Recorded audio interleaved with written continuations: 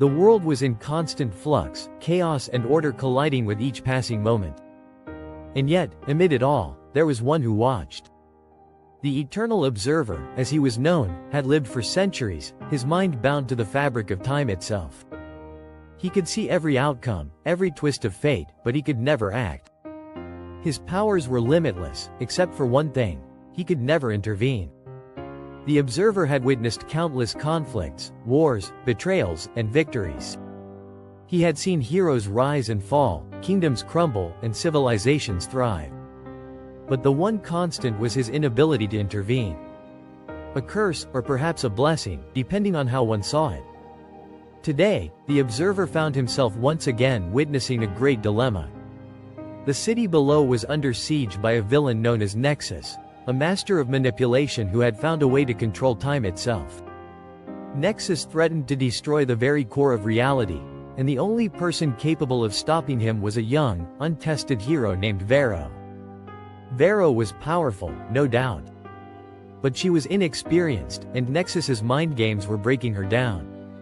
She was seconds away from making a devastating decision, one that would either save the world or doom it forever.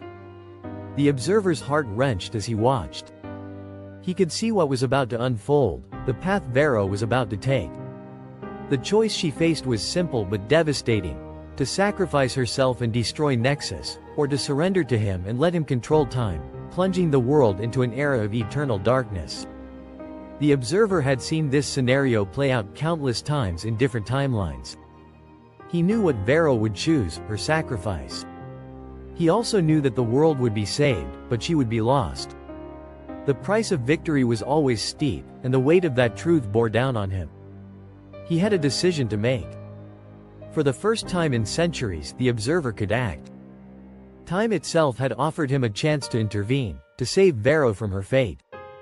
But doing so would unravel the very fabric of reality, disrupting everything he had witnessed and known. The consequence of intervention was unimaginable. If he saved her, he would destroy everything else.